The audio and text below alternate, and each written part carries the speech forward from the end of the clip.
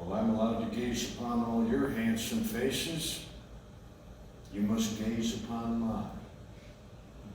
I would say that I have the better of the bargain. Stephen Douglas once said in a debate we were having that I was two-faced. I said to the good people listening at the time, I put it to you, if I had two faces, would I be wearing this one? My appearance has been a constant bane to my existence.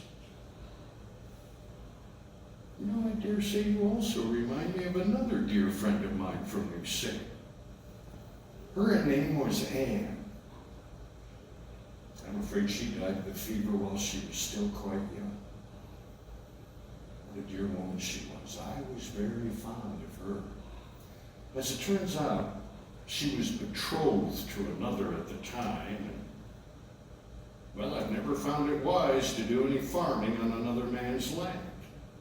As it turns out, that scoundrel ventured back to the east and left the poor girl there jilted. I'm afraid she succumbed to the sickness before I could make my intentions known. It left me most disheartened. Please don't tell me that you are speaking of that Miss Rutledge again. Yes. You know what always upsets you whenever you speak of her? Yes.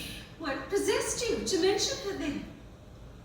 This dear woman here bears a striking resemblance to her, and I thought if And I I think that it is very distasteful that you should point out that any of our guests remind you of a dead woman.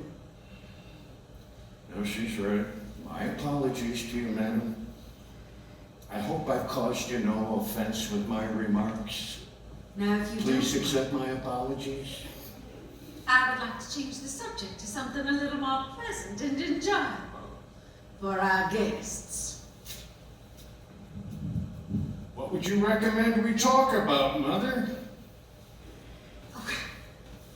I'm sure that these good people have heard all sorts of ugly rumors about how we first met. Why don't we set them straight, tell them the true story?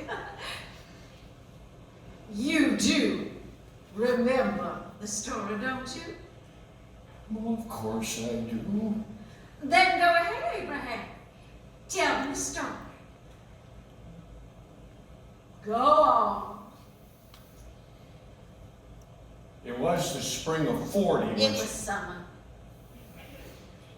It was the summer of 40 when she was visiting her sister, Elizabeth, and her husband, Ninian Edwards. They're in a home in Springfield, Illinois. Oh, perhaps you have seen the place. It is quite one of the grandest homes in town. Now, it is right there on the corner of 4th and...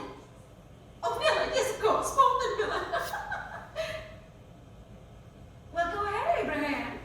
Tell them the story. All right, then. They were having one of their famous parties. And I was doing my best to entertain several of the gentlemen there. Oh, she was surrounded like bees on a honey pot.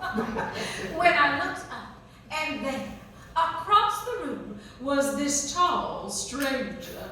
When he made his way toward me, Mary. and he leans down. He leans way down. And he says to me, he says, and you tell them what you said, Father. I said, my dear Mary Todd, if you would do me the honor, I should like to dance with you in the very worst way. Well, I have always admired boldness in a man, so I accepted the invitation of this tall stranger. We made our way to the center of the dance floor, and then, to the amazement of everyone in the room, we danced. Mary, we can't. We don't. La, la, la, la, la. Now be careful. I got my wooden heeled shoes on. La, la, la, la, la, la. After the dance had ended, I went back to my seat, and all my lady friends had gathered round, and they asked me how he had danced.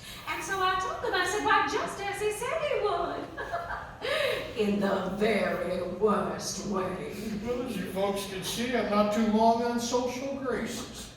So when I saw this dear woman sitting across the room, I knew I wanted to make her acquaintance. Devil take the highmost as to what happened next.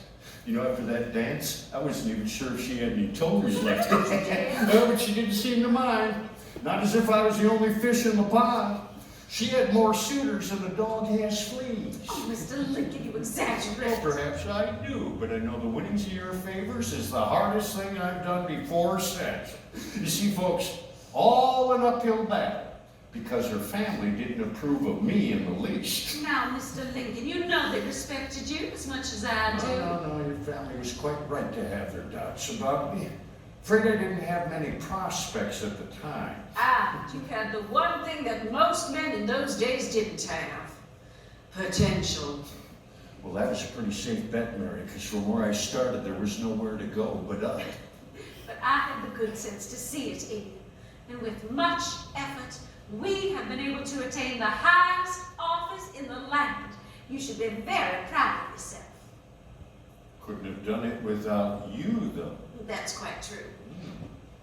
But whenever I think about what we have accomplished, I still must think about the great amount of work that still lies ahead. Well, if you would fill your cabinet with... Yes, Abraham. Yes, but I have every faith in you that you can do it.